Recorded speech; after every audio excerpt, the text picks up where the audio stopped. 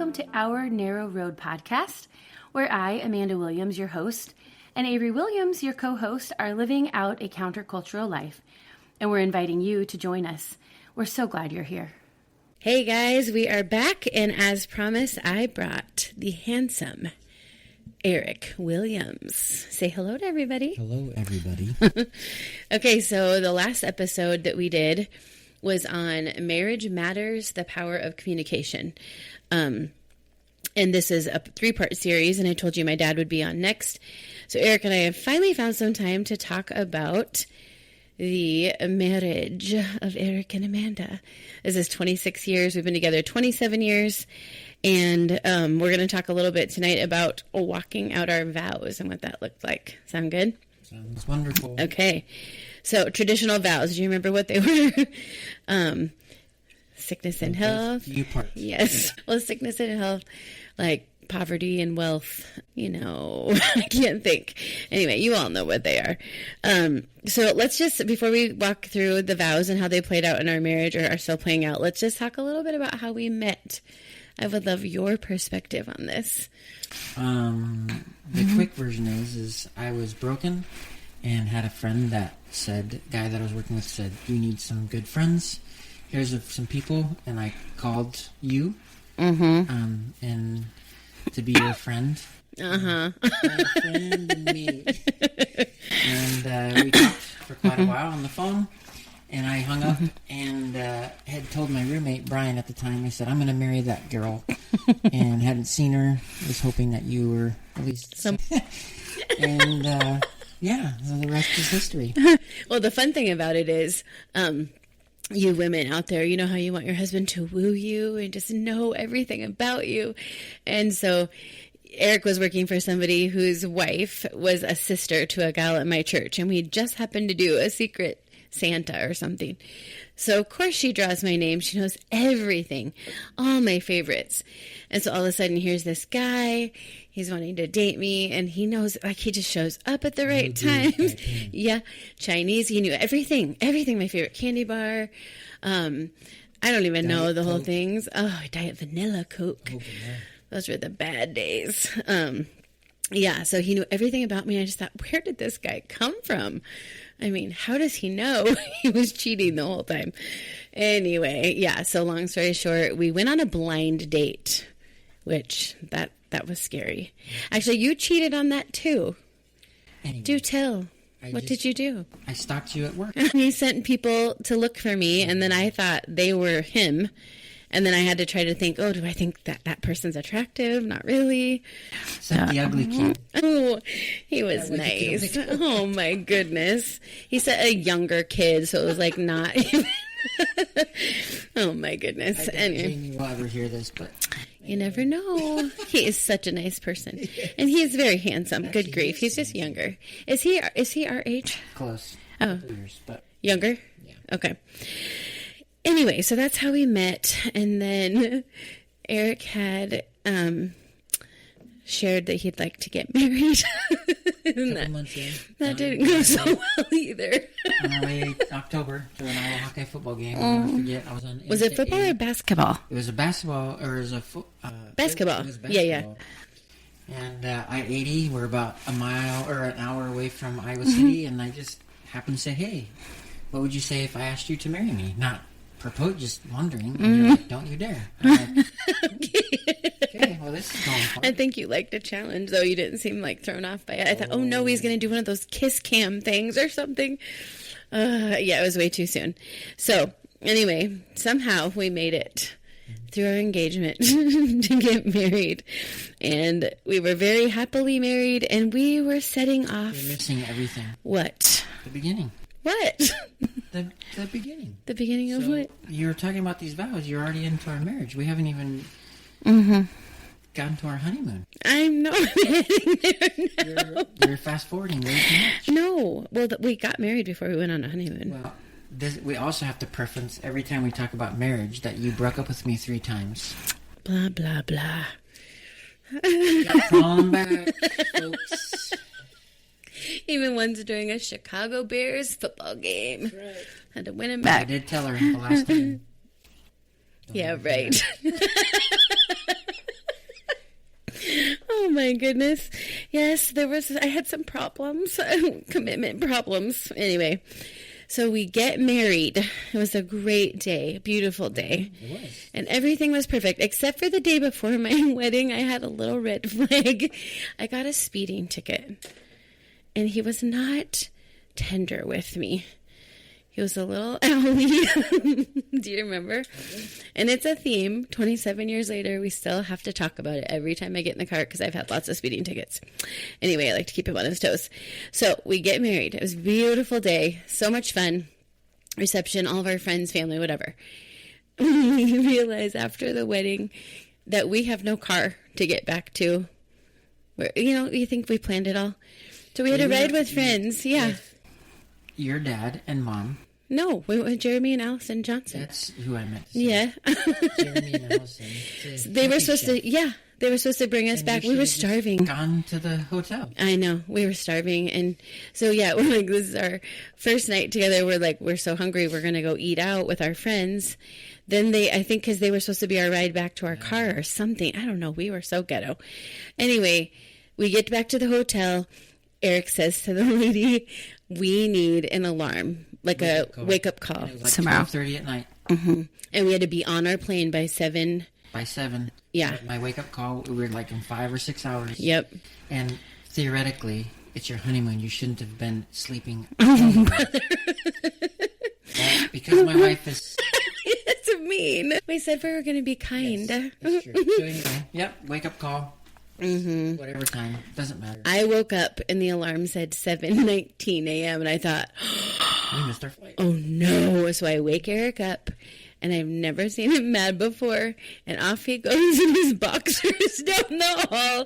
And I'm looking at him standing at the counter, shaking his finger, saying, I see you hiding back there. So long story short, the lady forgot to wake us up. We missed our flight. And thus, my friends, begins the lovely trial that the Lord set before us, starting hour 1 to walk out the vows we had just made less than 24 hours before. So we've got the in sickness and health, in kindness and anger. No, I don't know. Cherishing one another. I don't know what they all are, but we did have the honeymoon from hell. You want to tell a few of the highlights? Yeah, just being left at the airport and thinking we canceled, so no one was at the airport to pick us up to get to our hotel. We got to our hotel. They didn't have our hotel room, so we ended up working all of that out. And we had paid handsomely for a travel agent. Or two, it went pretty well. Yeah. I mean, we did restaurants. Once we got settled. Some different things, and it was fun. But then, again... Do you remember when we left? What? That's still one of my favorite stories. Is we had tipped handsomely to the bellman every time because he was saving our lives for lots of things. But I remember because they thought we weren't there, they never came to pick us up, or they weren't going to come pick us up, and we had to get on our return flight. So I went down, and I didn't know who to call. Our travel agent was not helpful, even though that was what she was paid to do. We had already paid her, so she was off with the money. So I just went to the bellboy and I said, hey, we need a ride to the airport. We got to get to our plane. And he said, oh, yeah, no problem. And $20 later and phone calls, he called some cousin of a friend, a friend of a cousin. And I forgot. How everybody's related to everybody down there, and they know everybody. We went to Mexico, if we forgot to say. Some guy showed up in a bus and took us to where we needed to go. Because the guy knew who it was. Very interesting. So then we got on our plane and came home, thankfully. Yeah. But while we were there, speaking of buses, we were in a bus accident. Mandy was attacked by a gorilla. Yep. And Eric laughed at me rather than trying to save me from getting hit by a car. Yeah. So I learned that you probably learned about me that I'm not super adventurous. And I learned about you that you would rather laugh than, be the knight in shining armor. Dangerous about this gorilla. Well, it chased me off the curb and a taxi cab almost ran me over. Yes, but that was not the gorilla. It was the car. And then the man called me a stupid American and you laughed. That was... Yes. That was not funny. The situation was funny. I thought, he's going to grab him by the neck and say, don't you ever talk to my wife like that. But there we were, day 1. I don't know, day 2, day 3, whatever. So yeah, we get back home, and then we think, okay, finally, things are going to calm down. We had a house, so we bought. We just did a lot of stressful things. A house that we bought that Mandy decided to tear the kitchen I up did. at work. We had no money. So we washed dishes in The bathtub. for about 3 months. Yes.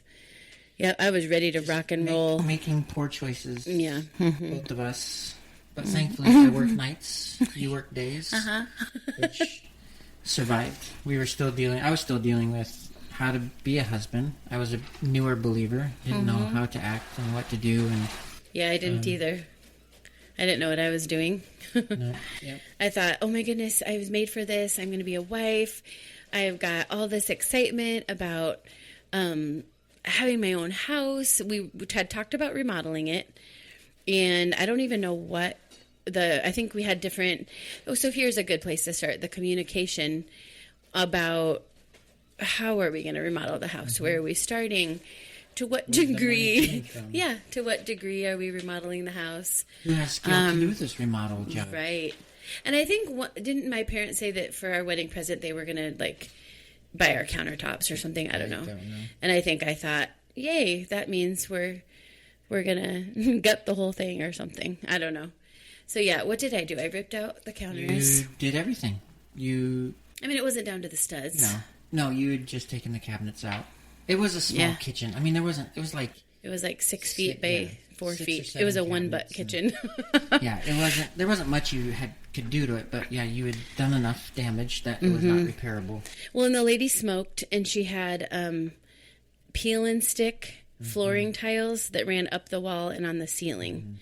So I for sure wanted to get those out of there. And grand visions of a Coca-Cola. I did, and it was so awesome. It had black and white checkered floors and white cabinets with red knobs. Yeah. It was so cool. You even had Coca-Cola wallpaper border or something. I did. Yeah, I had collected that Coca-Cola stuff. That was my first drywall job ever. Really? I didn't know that. Huh. Ever. Well, we just put ourselves in some really stressful situations. And so we had decided when we talked about this, our main struggle, we think, just started out with communication. One of the stories that I always tell people when we do our premarital counseling is that Eric grew up very independent, and you can share whatever you want to share about that, but he didn't have like a lot of people checking in on him. We'll just say that. He was working, doing his thing. I was an only child, so my parents knew where I was. We had systems in place, and I had a lot of leeway as a teenager, but one of the common things was if you're going to go somewhere, leave a note on the table. So if I'd get home from school before my parents got home from work, we didn't have cell phones back then, I would leave a note and say, hey, I went to my friend's house or whatever. So when we get married, I would come home from work and Eric is not there, and he's supposed to be home like an hour before me. And so several hours later, he'd show up. Well, the one time you had a broken elbow. I'm like, where were you? I was off playing basketball with the guys. I'm like, well, where's the note? And he's like, what note? You remember that? He's like, I didn't know anybody cared where I was. Like, I didn't know anybody was checking in on me or whatever. So that was kind of like one of our very first, I think. And I would say we've always said we're very passionate people. And we worked really, really hard at communication. I think now we say we communicate really, really well because we just communicate, but it might not come out right. But we know at least there's a place to start. So we had to work on that. But we're both very passionate people. But yeah, we just realized we didn't have any ability to communicate back then. Or we communicated differently. We had no money at all. You guys, no money. I was still trying to figure out what my purpose was in life because I thought we were going to get married and get pregnant right away, which is a perfect segue into the fact that we entered infertility. You were trying to figure out if you had ADHD. You had some... I don't know, somebody thought that when you were younger and nothing got done about it or something. And so you were going through some testing to find out about that, if that would help you focus at work. Then we had our miscarriages. And then you had said one of them on your list was unrealistic expectations. What were yours? What were your unrealistic expectations? Or do you even remember? Not really. I just know that I guess my unrealistic expectations were I didn't know what to expect. I had never saw what a healthy marriage looked like. So I didn't even know. Well, one of the cool things that I mean, this is a compliment to your mom for sure. So since you were raised by a single mom, your mom, I mean, she was a farm girl too, so she did the stuff. Like, she took out the trash, she paid the bills, she like lifted the heavy stuff. And then in my family, my dad did all that stuff for my mom. And so you can only imagine us walking into a marriage together and you're thinking, yeah, get out there, plant the stuff and build the fence. And I'm thinking, can you come lift these boards for me or whatever? And my mom, I mean, goodness, she wasn't like a wimp at all. She'd move furniture around and move a piano while my dad was at work, much to his frustration, because he always wanted to do that for her. But I think that was another one of the things we had to kind of deal with too. Just what our expectations. My expectations, they were very unrealistic, as I was so excited because you had all these siblings, and you had, you know, a stepmom and a mom and stepdad, and just it seemed like a really big family. And me coming from an only child, I was like sisters, and I had a niece and a nephew, and now I'm a great aunt. My niece had a baby, so I'm really excited. But just things like that. But then it was like a stage where everybody was getting married and moving off and starting their careers in other states. And so we just didn't have the time together that I was expecting. So that was kind of one of those unrealistic expectations. Okay, so then let's fast forward. So we moved down to Kansas City because you're going to start in ministry, your first ministry job. We embark on our adoption journey, which, by the way, that was not a hardship or a result of infertility. That was something that the Lord had laid on my heart in high school. And so anytime I dated somebody, I said, I will be adopting children. If you're not okay with that, then you're not my person. So we started our adoption journey. And then we ended up moving back home to be closer to family. And you took your second pastoral job, paid job. This would be your third job, but your second paid one. And then what would you say, like, once we moved back here, back home, what would be some of the areas that we had to really walk out our vows? I think just in ministry, when we were in ministry in general, there was, and I'll get into this in just a little bit about my heart, but you have this idea that as a pastor, you have to look and act a certain way. So you have to make sure that at least people think your marriage is healthy. Because they're coming to you for marriage advice or counseling. And so you don't want to be a broken marriage trying to tell people to fix their marriage. So I think there was that pressure. I was working 3 jobs because I was being the youth pastor. I was working at the airport, and I was working at Back to Life, the coffee shop. Oh, in Kansas City? Yep. And coaching track.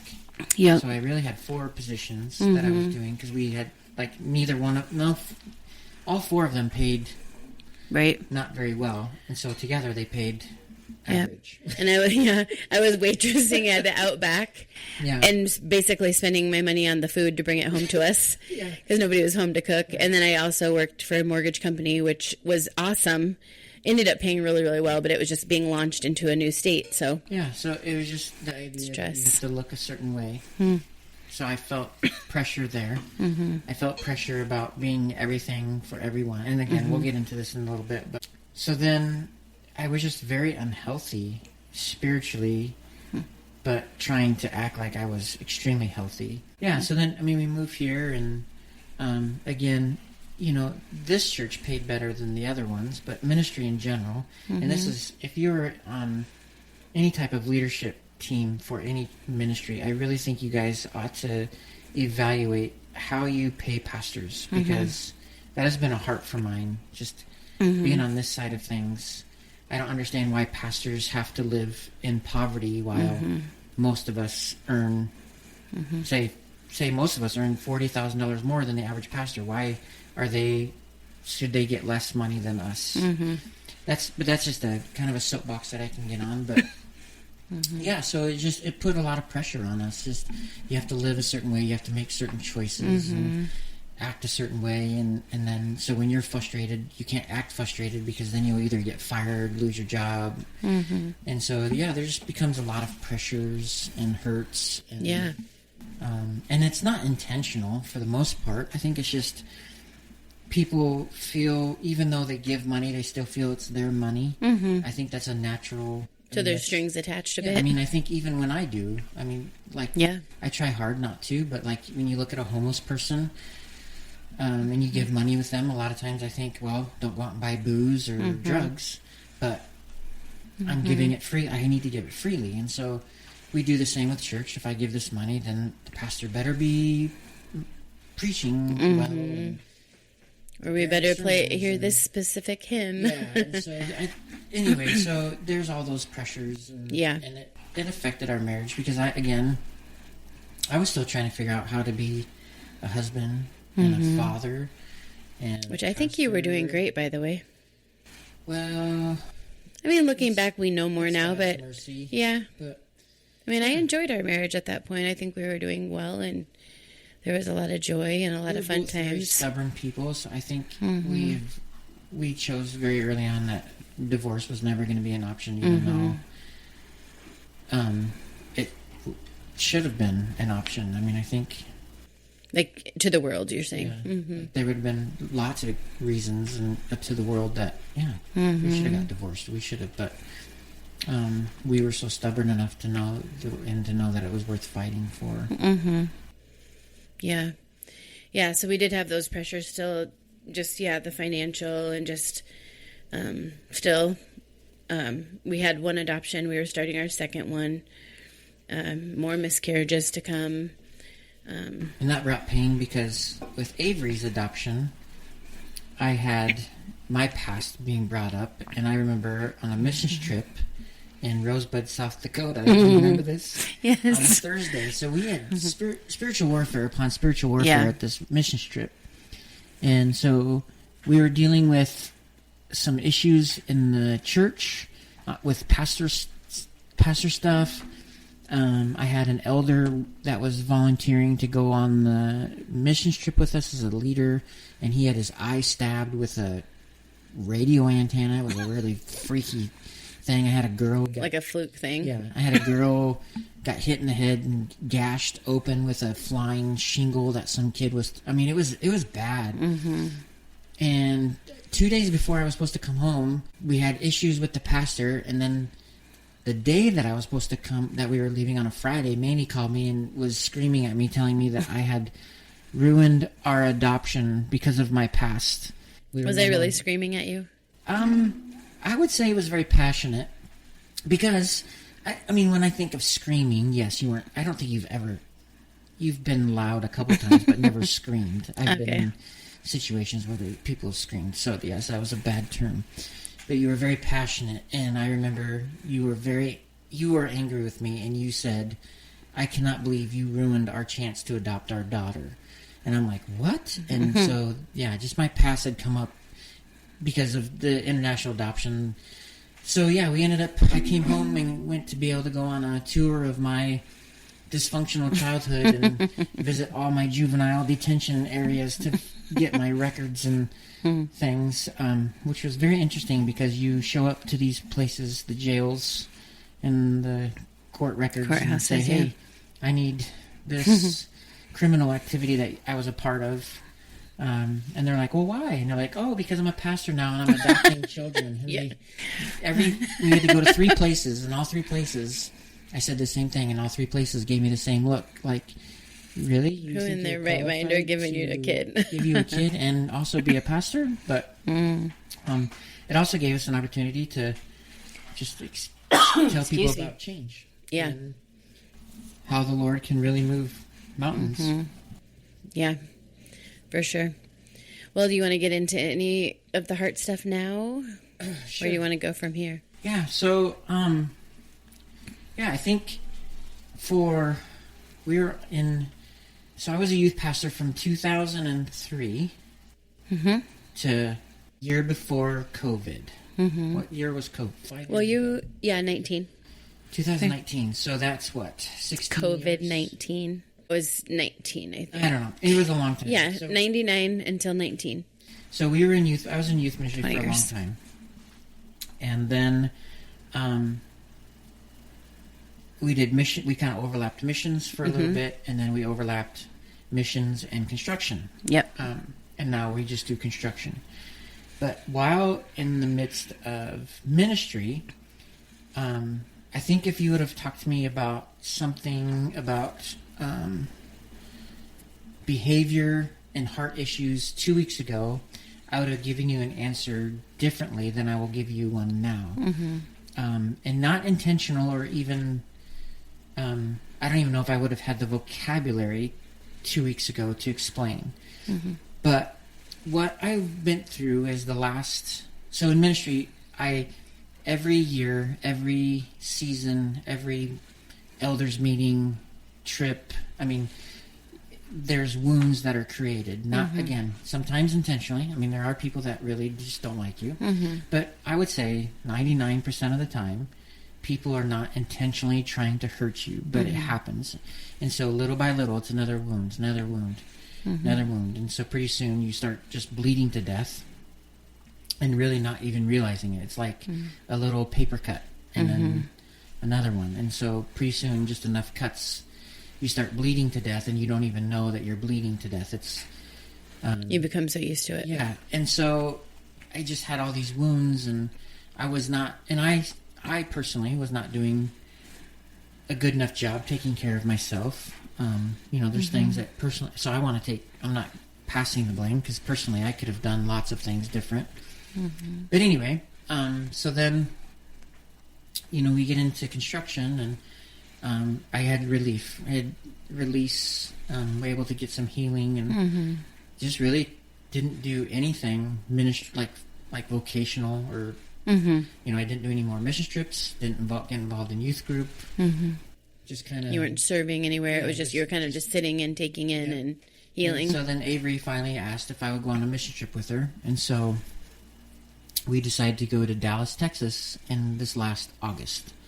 And I had so much anxiety going to it because I haven't ever I've taken some time off, but I'm really good about being an all or nothing person, either drinking, working,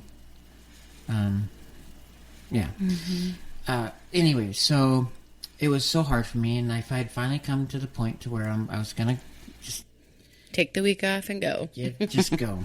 And so I went, and I remember on the way down, I drove the entire way because the guy that was with me in the car didn't feel like driving, and we had just an amazing time, just like 17, 18 hours of just straight driving, just talking about life, and it was awesome. Yeah. Like, it was so good. And then we got there, and things were going well. And then there's spiritual attacks and warfare that happened. And so it was Wednesday? It was 3 days, 4 days into the trip. It's towards the end of the trip. I got a call. So I hadn't talked to my dad in probably 3 years, since my grandma Regina died. Yeah. But anyway, not very often. And I hadn't seen him forever. And my phone rang, and it said Dad, which I just knew. Like, I knew something had happened because he never called.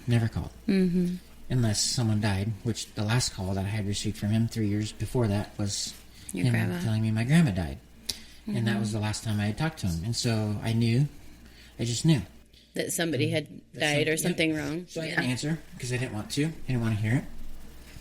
You didn't want bad news. And then you called and it said that, my dad had died. And it just rocked me because it was like all of our life as a married couple, we had spent so much time praying for my family that they would come to know the Lord. And graciously, he had moved mountains, and a lot of them had come to faith. But the one that we wanted the most never did. At least that we know. And so we didn't know where he was at and what was, just all took place. And so I'm on this mission trip trying to be strong for the kids. And now I'm past being paper cutted, if that's a word. And I'm bleeding. Cut, Gaping wounds. And so I didn't know what to do. And so anyway, kind of just fast forwarding because we don't need to get into lots of stuff. But I just remember from August until, I don't know, is it March? March, yep. So probably till January, I just was complacent. I was existing, but I wasn't living. It was like I was you were doing a lot of the parenting. It was just, I was a whitewashed tomb, as Jesus refers to some people that pretend to be one way, just. Do you think you were actively pretending on purpose, or do you think it was more like... I was just hurting, and I didn't know where, I knew where to go with it, but it wasn't, just nothing was there. It was overwhelming. I mean, this weekend, what's his name? That guy that spoke, Luther spoke, and it was great, and just about joy, having joy for the Lord and being thankful. And we need to come into the church on Sunday morning or anytime and as soon as we wake up, be thankful and joyful. And I wasn't thankful. I wasn't joyful, and I didn't know what to do with it. And so again, going back to 2 weeks ago, if you would have asked me things, I think looking at the whole Christendom, especially Western Christianity, that I've been a part of, because again, being in ministry and missions, I've been able to experience lots of things, lots of cultures, from Peru to Taiwan to Mexico, Panama, South Dakota to the Indian reservation, which is, so lots of different things. And the theme that I saw outside of or inside of America that we don't really experience in Peru and different things is, we have an abundance culture, and because of that abundance culture and the quick fix and the quick, fast foods and everything's instant, churches by default, I don't really think intentionally, but become a behavior modified worship. If we can tell you how to pray, how much to pray, how to give, how much to give, how to sit in your chair, what chair to sit in, what to do when you're hurting, it just becomes a lot of how-tos. I think if you look at best-selling books, it's how to be happy, how to make money, self-help. Yep. Yeah, self-helps, and again, it is what it is. And not to say that any of that is necessarily bad when you need the encouragement. It's just there's something missing. Yeah, there's something more. It's not evil. It's just it's not the wholeness of the gospel. Sure. And so I think for 20 years, as I walked with Jesus in ministry and different things, I became a behavior modified Christian. This is how to act as a pastor. This is how to act as a husband. This is how to act. And little by little, as Francis Chan calls it, you forget God. The forgotten God, which is the Holy Spirit, which is tied into your heart. And so I just remember crying out to Mandy through months of this, wondering what's happening. Just basically, I want to be fixed, and I didn't know what that meant. I need counseling. I need this. I need that. You're like, I just don't like how I feel. Searching for it in other things and doing stupid stuff, and just reverting back to some sinful behaviors, and just you go back to what was comfortable because that's what you knew, and so it was just stupid, and thankfully you were very gracious, and so I had one of the things is going back. I read John Eldredge's Wild at Heart book, probably maybe the second or third Christian book that I had ever read. And so I just went back. So you would have been like 21 back then. Yep, 21, 22. So what is that? Whatever the math is. I don't know, a long time. We're old. So basically it was a brand new book at that point. And there wasn't quite what it is now. So anyway, I just went back to the beginning. And read Wild at Heart again. And it was like, you read it again. Well, thankfully, he's revised it. Okay, that's what I was going to ask you. I was going to see when it was published. It was interesting because he said he was asked to revise it, but nothing has changed. We're still, and again, when I get into a little bit here in just a minute, the heart stays the same. The heart is broken, and it's been broken since the fall of man. So, anyway, read the book. And felt, man, I really actually devoured the book. Read it in a couple days. And felt good, like what it was explaining. I was sharing with you. Man, we got to let our boys be adventurous. And Yeah. find adventure, because that's where I come alive, and I have to get outside, and which is all very true. I am very much ADHD, adventure, have to go smell the fresh air and be out in the woods with fires and. Yes. I've always had this picture that I've wanted to do, is have this big bonfire standing in my underwear, kind of like Lord of the Flies kind of thing, which I don't know. Let's not do that. The neighbors are already frustrated. Boys, I think it'd be fun to do the freeness of it. But anyway. Our poor neighbors. Woods. Okay. In our backyard. Talking about, like, just our family. Oh, my. Anyway, so, so then I had just gone online and thought, what is there for these things? Yeah. For this Wild at Heart. And ended up finding that they do retreats. And so I looked up, and the nearest retreat within, like, that's not like 6 months or 10 months out. Was, the closest one was just like an hour south of Kansas City. And I think you just inquired about it, right? Yeah, and I just want some information. Yeah. Well, then because of the nature of our business, I have to go through his emails sometimes to find client emails. And I saw this, "Thank you, Eric, for your inquiry about the Wild at Heart retreat." And I'm like, what? So I open the email and I'm like, oh, it's coming up in March. And it says, register here. And I'm like, I don't know how much it is. So I click register here. And then it said, you can either pay now or send a $250 check. I'm like, yeah, he can take a check. And then it says, I'm thinking, okay, well, if I'm not paying anything, he can't get mad. Like, he can still back out of it, pretty much. And so then, carry on. I come home and look at my email, and it says, thank you for registering for the retreat. And I said, Mandy, did you register for me? And she goes, yeah, I did. And I'm like, well, and then he's like, I can't take off work. No, I can't take off work. I can't do this. I can't. It's too much money. And I don't remember what happened. You just were like, no, you're going. Which I don't do that very often. No. But and then I think the Holy Spirit started working too. And, so yeah, I decided to send him the check, and a couple weeks, 2-3 weeks before the event. And then they send you, like, pray. Here's what to pray for. Here's what to expect. And so expect spiritual attacks, because you're going to be dealing with things. And oh boy, did we have it. Yeah, so we had my work issue. We had some work issues. We had behavior issues with our children, because, as you probably know through this, is we have our 6 adopted children, so they deal with abandonment issues. And little Samson came to Mandy, which, kind of breaks your heart, but just said, I just have been talking to myself that Dad's coming back. And it's like, oh, man, I can trust these guys. He's not going to leave me. Ugh, I couldn't, anyway. Yeah.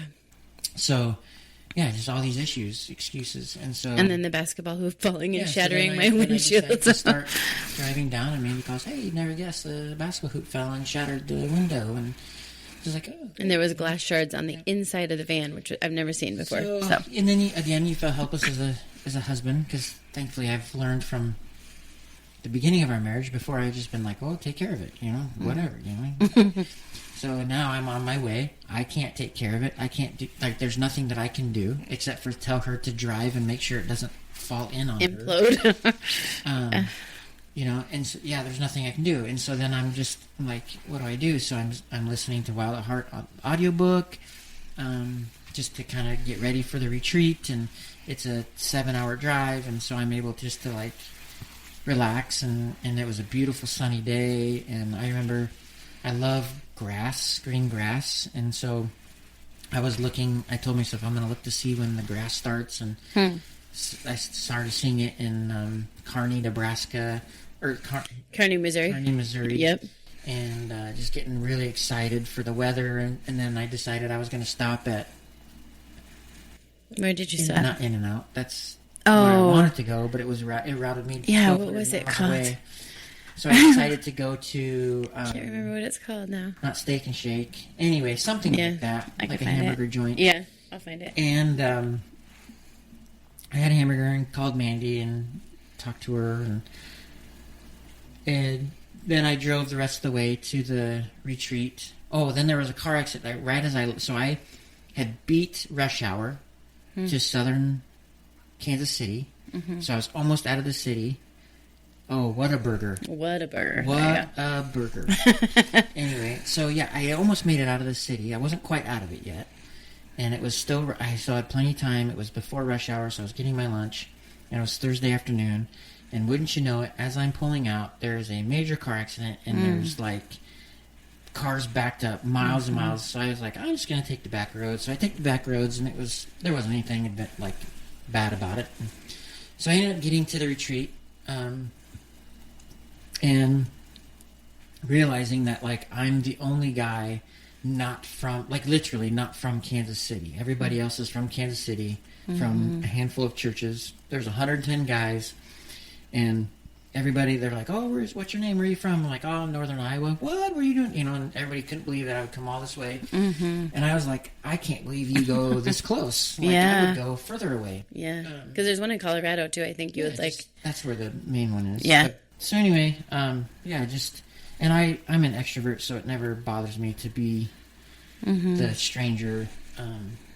Whatever. I'll just go sit with people and act like they're my best friend. You're very friendly. Yeah, so we go to the first, it's a Thursday night through Sunday afternoon. And I didn't know what to expect. I had been to these retreats before. I had been to, like, not this retreat, but just retreats and conferences and mission trips and, on and on and on. All the Christian things. And so, and Ultimate Journey. Plug for that. And so, which kind of dealt with things. But anyway, so on Thursday night, they start just laying the groundwork. We're going to talk about the heart of the man. And I'm like, oh, that's great. Like the heart of the man. We should be killers and, go out. Hunters, gatherers. No, that's women. Gatherers. Oh, gatherers. Men are hunters. We kill and destroy and bring back. And we gather. Very rapidly. See shopping experiences? Yep. Men walk in, grab a pair of jeans, don't even try them on, and leave. Women find 700 pairs of jeans. Try them on. Any good. Yeah. You scavenge for that. But, so yeah, they got the man heart, and so I was like, oh, that's great. And so I met some men and talked to them and just found some similarities. But they told us at the beginning that we're going to tell you to turn off your phones and have solitude. There's going to be quiet time, and you have to commit to both of those. Turn off your phone, quiet time. So I told Mandy, I won't talk to you until Sunday. And this was Thursday afternoon, which I don't know if we've ever gone that long without talk, like ever. And so I was like, oh, this is weird. So then the first couple hours, it was like, it wasn't that I was looking for my phone to call somebody, but it was like stupid habits. Like if I am bored, I just grab my phone and either play a little pop-up game thingy or look at Facebook or read Fox News. Just there's so many things that distract me. Yeah. And just out of stupid habits. And so it's like if you don't have your phone, you start detoxing from that. And it's like, ooh, this is like...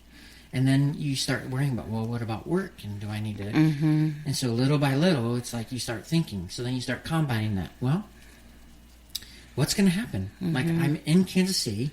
There's nothing I can do from here. Like, I can't fix a broken window. I can't do anything about work. So, yeah, I'm just going to turn off my phone. And then by Friday morning, I woke up and it was like... It was freeing. Like, the weather was beautiful and... And mind you, we're starting to get blizzards scenario up here. And then Eric says, my face is so tight, I got a sunburn. I'm like, oh, poor thing. Fell asleep with the sun. Yeah, so they keep laying the groundwork about godly man. And so then Friday afternoon comes, and I didn't know. Like, I had spent the day falling asleep, getting sunburnt at the pond, just relaxing, because that was like what I loved. And so then they start the thing. It was, like I said, this was Friday. Like the next session, you mean? It was like the third session. Okay. And it talked about what is it that you need?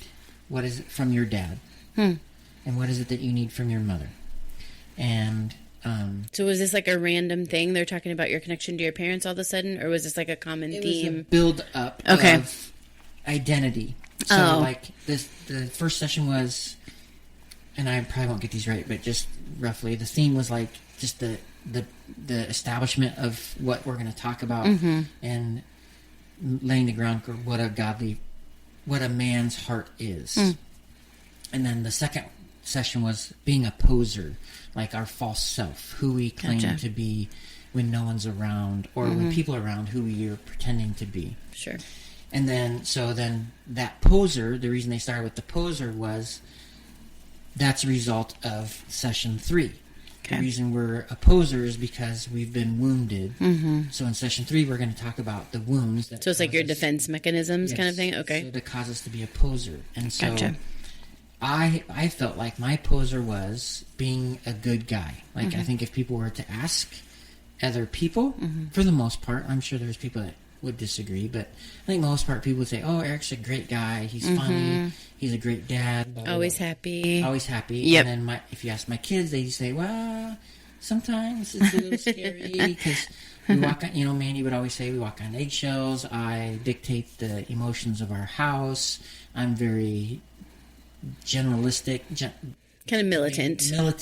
Well, you're just tasky, and that's okay. So we need that. It just was very because I was being a false self. Like, it wasn't. I was outside of these doors, I have to look differently, and that was. I know that bothered me, but I didn't know how to fix it, and I didn't know why.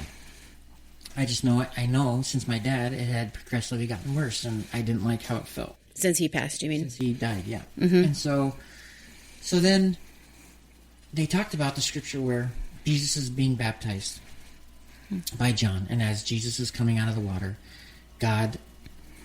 in scripture, God very rarely speaks. Like he speaks through visions and things, but like this was his audible voice. And it said, "This is my son, whom is my beloved, and I'm well pleased." And so John Eldridge said, fathers need to give their sons 2 things. They need to know that they're beloved. The sons need to know they're beloved, and that they're well pleased. That they're pleased with them. Pleased with their dad.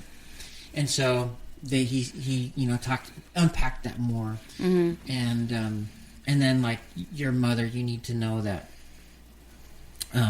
you are loved, Nurtured, what I think it was. Yep. Nurtured and released. Okay. And so, anyway, they said, now write down what it is that you received from your father, your earthly father, and your earthly mother. And so I wrote down, like, with my dad, I had felt abandoned, and that I was not worth fighting for. It seemed like everybody else in my life was always first, no matter who he was married to, kids, whatever it was. And I literally was abandoned. He left me at my grandparents' when I was in a sophomore year in high school. And so I physically was abandoned, emotionally abandoned from early on when he was, he had drug issues and issues. And so, yeah, I had felt abandoned, and I had forgiven him. The whole Christian to-do, right? Forgive those that hurt you. And I believed it. I trusted it. I said it. Yeah. And so... And we had some really good years with him in our life when he was clean, and you got to know our kids, and we just loved having him around 6-7 years. There was no anger or bitterness or resentment towards him. Until he passed away. Until he passed away, and then it was like I couldn't... There was no more restoration. There was no more chances. And I didn't have any of this vocabulary. It just was like, it was a wound. Yeah. But I didn't know what. Yeah, so like he was in our life, it was good. There was a re-wound, and you had said, I don't think I can take anymore. Yep. And so we hadn't really been in each other's lives for about 6-7 years. Yeah, and so anyway, so we write these things down. What you received from your mom, what you received from your dad. And at that point, when I wrote it down, I was like, oh, that's really sad. Like, just kind of looking at it, like, and then they unpack some more stuff, and then he's like, okay, now we're going to spend an extended period of solitude and silence. I want you to commit to 55 minutes of silence and solitude. And so I'm like, okay, that's fine. And so they didn't turn on the lights. He just says, okay, we're going to 55 minutes, and then nobody comes on to say, okay, we're going to do, it's just 55 minutes, and starts now. Just to... Yeah. And so I remember 55 minutes, some guys start standing up. And, like, I I don't know what it was, but I put my hands up to my face and kind of like put my head down so I could kind of like be silent and still and listen, and just started crying, and then like ugly cry, which was like literally I had snot running, like not just it is the hardest I've cried in a long time, but it was like I literally had a puddle, like there literally was a puddle. That broke my heart. I had snot all down my face. My face was hurting, and I thought it was because I was crying, but then I realized it was sunburnt. And I remember two guys, and I don't know, I must have been the only guy out of the 110, because two guys came up to me and said, "Sir, are you okay?" And I'm like, "No!" Do it look okay? And so like, well, let me pray for you. So they prayed for me, and then they'd walk away, and I'm still bawling. And I don't know, I literally don't know how long it carried on. I just couldn't catch a breath. I couldn't catch, I didn't know. I was cut open, like my entire chest. It was like I was spread, like my chest was cut open and my heart was like just out of my body. And so anyway, then this guy, he was huge. He's only 20 something, but he's very intimidating. I don't know, like big guys always intimidate me, but he's tall and he's burly. a mountain of a man. Yeah. He's like the man's man. He's got like the big beard, and he's just like 6'6", and he's muscular, and you just know he's like a welder or a rodeo guy. Yeah. So he's just a man's man, and you're just like, oh, I'd like to be a man's man. And he had a pair of pliers on his hip, so you really knew he was like, oh my. Yeah, he was the real deal. And you're sitting here in a puddle of tears. Yeah, and I'm in a puddle of tears, and he just sat there. Like, he didn't say anything, he just sat down next to me. And then he got me a bottle of water. So then I started drinking the water, because I was like, I catch my breath, and she's like, what's going on? So we just talked a little bit and shared life. He'd been through some big hurts too, but this was like his third or fourth time at these retreats, and so he had already been through his ugly cry. And so anyway, he says to me, he goes, Eric, I would like, well, first he didn't even know my name. He goes, I'm really sorry, I didn't even ask your name. I said, that's fine. So he said, hey, we have 110 brothers here, you're not alone, we need to rally around you and pray. I'm like, that would be great. And so he's like, I'm going to go get the guys to pray. So he disappears for a little bit. And you're thinking 110 people are coming to pray. Yeah. I was like, that's kind of weird. Well, no, I was like, okay, that's great. Like we're going to gather around me and say a prayer. And like I've had that before. And it's, great. And I'm like, okay, this would be, more people, I need to be fixed, The whole Christian, the behavior modification, right? Yep. You pray to change the way you're acting. And so anyway, he comes back, and a couple guys, and then this guy named Terry. And so Terry's like, hey, Eric, it's good to meet you. I'd like to pray for you. I'm like, yeah, okay. So he's like, okay. So we start walking. I thought we were just going to like go outside or into another location. And so he tells the guys, he's like, hey, it's just going to be Eric and I and this other guy. And so they're like, okay. And so then Terry is like, hey, Eric, we're going to go to my car outside. And I'm like, what? We're surrounded by 80 acres of woods. We're in a huge building. No one's really around. There's couches. I was like, why are we going to a car? Like, it just seemed very, very odd. And plus, it was like not a little car, like a Toyota Corolla, but like it wasn't like an SUV. And we had this mountain man sits in the back seat. And he's just like squashed in there, and then I'm in the passenger seat, and then Terry's in the driver's seat, and I'm like, what is happening?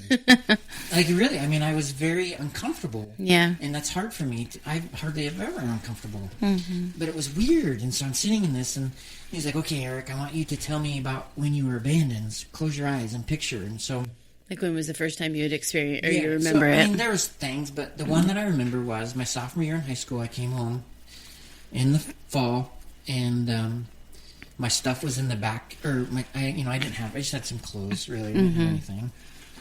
My clothes were in my dad's car, a 69 Chevelle, which was like, it was like the car that I wanted. It was everything about this situation is perfect. Because my stuff was in the car. It was my favorite car. My dad was in, and we were going to go on this adventure, the two of us. Like, he's like, blood's thicker than water. We're out of here. I'm sick of this. And I'm like, yeah, let's go, because I hated my stepmom at the time. Now we love her.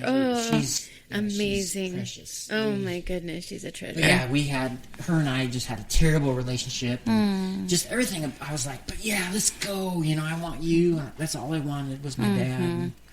So we drive to my grandparents, which was like 30 minutes away, and unload take my suitcase out and walk to the basement. And my grandparents had a very 70s orange and brown I remember basement. And we sat on the couch, and he's like, okay, I'm going to go and find us a place to live. And I'm like, yeah. And he never came back. And so, a month later, I find out that he just dropped me off and went back home. And so that was the first real abandonment. And so I had... Or the one that stuck out the most, because you said there was other little things, but... So Terry, and then I was getting really annoyed because he kept saying the same thing. Eric, when did you feel abandoned? Eric, when did you feel abandoned? I'm like, I've already said. He's like, okay, close your eyes. Where's Jesus? He goes, do you believe Jesus is past, present, and future? And I said, well, absolutely. He's been there. So he was there. He was there in the car. Where's he at? And I'm like, close my eyes. At first, I'm like, I don't see him. You're thinking he wasn't in the car. Where was he? I wasn't a believer. My dad, it was just like there was no God. We weren't part of the story yet. Yeah. Actually, we were part of the story, but he was not our focus. Anyway, so I'm like, I don't know. And then you're feeling pressure to have this... Yeah, pressure, because I need to have this... I need to see him, where is he? Yeah. And I'm trying to find out, is he in the passenger seat, driver's seat, or, back seat, trunk, hood, roof? I just don't see him anywhere. He's not, nowhere. And Terry's like, okay, God. And he kept saying, God, we give you everything and everyone. And I'm like, why are you just repeating yourself? I don't know. So it didn't go on for ever, but it was long enough. And he was very gentle with me and just allowed me to be silent and wasn't. So anyway, and then all of a sudden, I don't know what it was, but it was this warm, it felt warm, the feeling. It's weird it's still, I keep telling people, it's still really indescribable, but it's this warm feeling came over me, and I saw Jesus, and I'm like, Terry, I see him. And he's like, well, where is he? And I'm like, I can't really, he's there, but it's he's not in the passenger driver's seat. He's not Yeah, that's what you were when you were telling me. You're like, I can't describe it to you. He's not sitting on my lap. And I'm not on his lap. I'm not on his lap. And so Terry's like, this has happened before. And he goes, people describe it as a force field. He's like the force field. And I'm like, that's exactly the way it feels. It's it's not a force field to protect from arrows, but it's an aura, or that sounds very new age. Yeah. Just this. His presence is all surrounding. Yeah. And he's like, okay, so so tell Jesus or let Jesus or I can't remember how he said it. It wasn't I have to give Jesus permission, but he's when Jesus looks at your dad, what does he see, or something like that.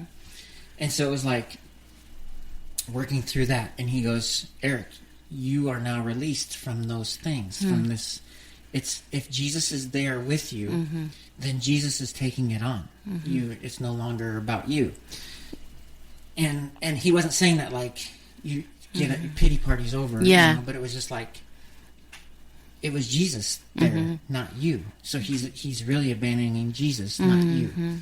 And that was very freeing because it was Jesus loved my dad more than I did, had more at stake than I did. Yeah, was hurting Jesus more than he hurt me. Just all these things. And if Jesus is in the past, present, future, he's there.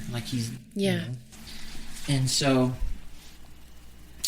I still even don't know how to describe it, but it was my heart was free. It felt light, and it felt healthy, and just a release of a black cloud hovering over you. Yeah, there was probably some spiritual oppression. Yeah, and so we get out of the car, and he's like, Eric, thank you, we've witnessed a miracle. And I'm like, wow. I'm like, miracles when a lame man walks, or leprosy, or healed. And I'm like, yeah.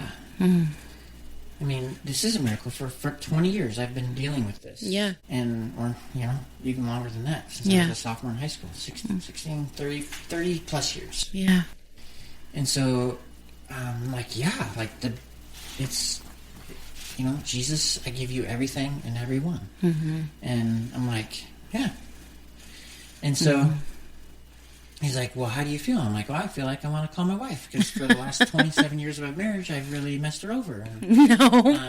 it's been really difficult for her, because I've had this wounded heart, and I'm a wounded animal, and wounded animals bite and snip and fight. And, so I called you, and, we celebrated the goodness. And I said, okay, now I can't talk to you again for the next couple days. Yeah. But, I was going to say, when you were first talking to me and you were trying to explain it, you're like, I just can't tell you. Like, he wasn't on me and I'm not on him. And, you're like, all these things. And the first thing that came to mind is, like, he goes before us. In Deuteronomy somewhere, it says, and the Lord goes before you. And I thought, yeah, nothing that we go through, Jesus hasn't already gone there first. Like, he prepares a way for you. And then you were, like, trying to describe it. I'm like, and God is indescribable and unexplainable. Chris Tomlin song. Yeah. Yeah. Yeah. Built it out. But anyway, that's what I thought was so cool. I was so encouraged by your story, because I'm just like, that's so telling of God. Like, that's how he is. Yeah. And so then the next couple of days, it was spent on just, I didn't feel sad. I didn't feel pity. I didn't feel shame or guilt or resentment or anything, but it was unpacking and almost like fermenting and letting something ruminate. And, and celebrate. Yeah. And so. And I don't know if it was at the conference or if it was on your way home or if it was you just referencing other books that we had read, but you were like, I see clearly. Like, everything's crisp. And we all, we've talked before about our woundedness. We see through a wounded lens. We see the world that way. And, that's really telling. When you've had those wounds, you're, obviously going to be protective of your heart and maybe skeptical of things, or kind of waiting for the shoe to drop, kind of, because you've been hurt so much. It's just, obviously, it's probably going to go bad. So just protect yourself that way. And so I remember you talking about that, and I'm like, that is so cool. It's like a veil has been lifted or something like that. Yeah. And it was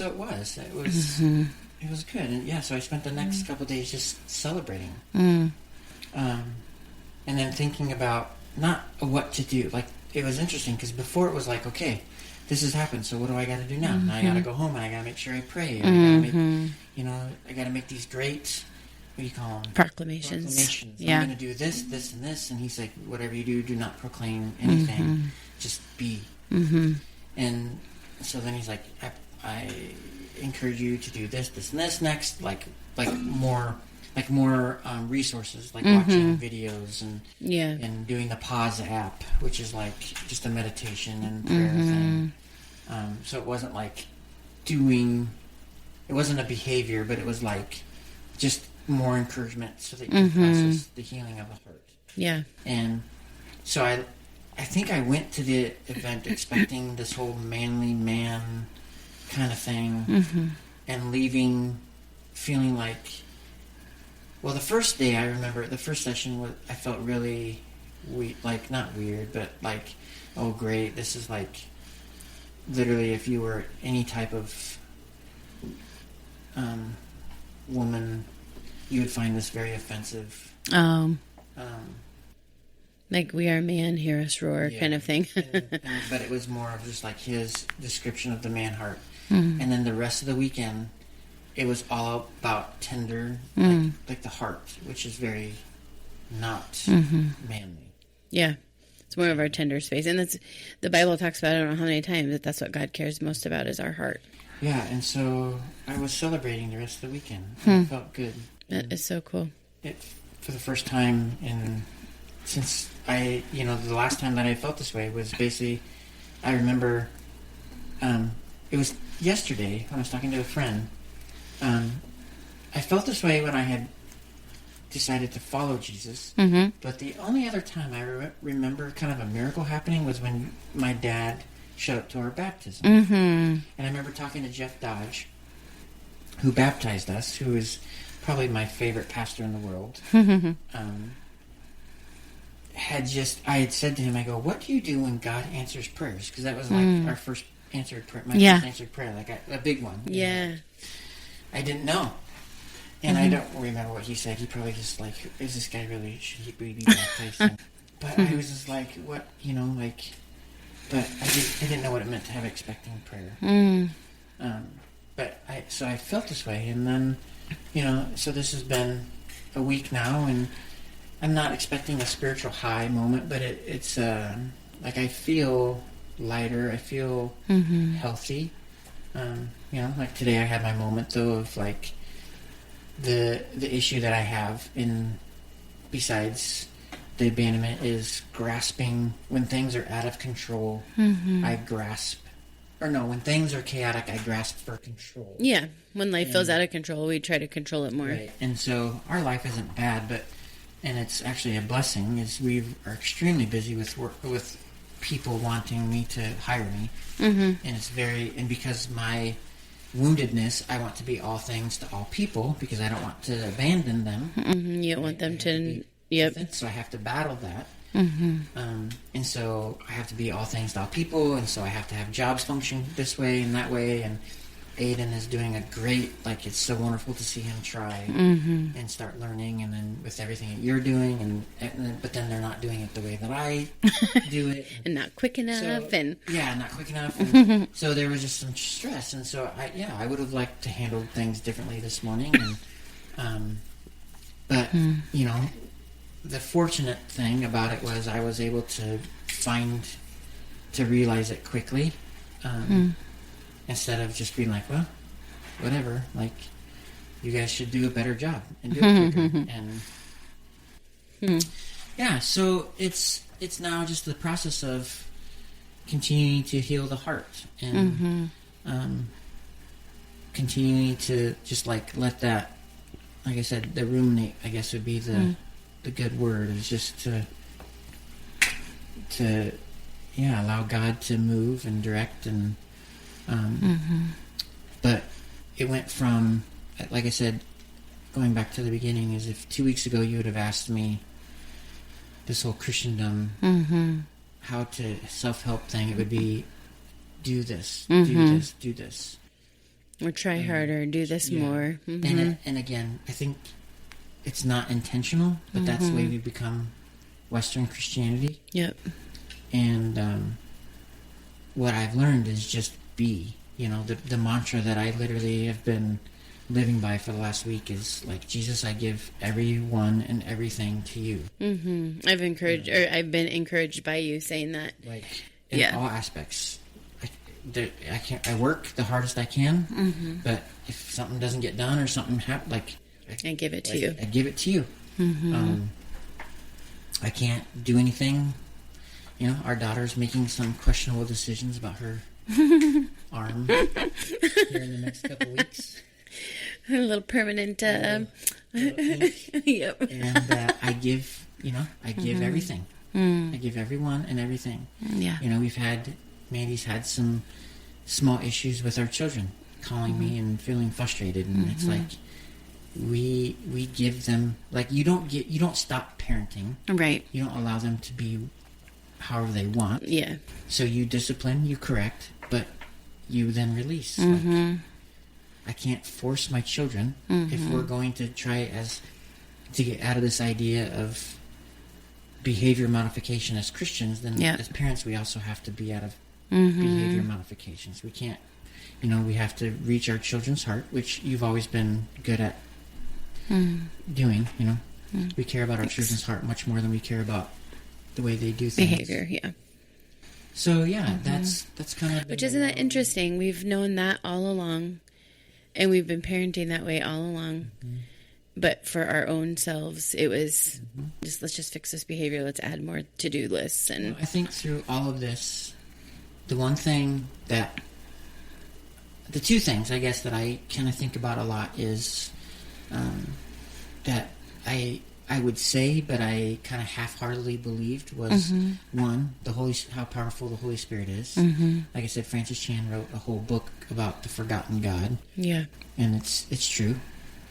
And number two is how powerful the devil is. We've talked about it. But he is cunning. He's very intentional. He's very intelligent. He studies us. He knows he's not everywhere. He's not omniscient and omnipresent. But he's intelligent and he's intentional and he knows our weaknesses. Yep.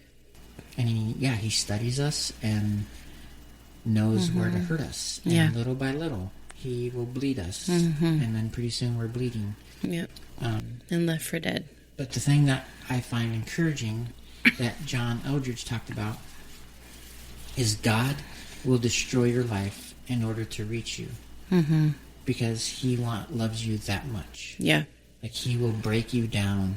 And thankfully, I'm very grateful. And I was telling my friend this yesterday too at worship thankfully I didn't have any I had my issues, but not huge moral failures. Yeah. I'm so grateful that God didn't do that. Or he would allow that to pass through his hands. Yeah. Again, no sin is sin. Yep. But yeah, he will break you to reach you. Because not because he hates you, it's because he loves you so that much. Yeah. That he will do what he can to reach you. And that's such a great model, just as we're talking about our vows and as we're wrapping up here.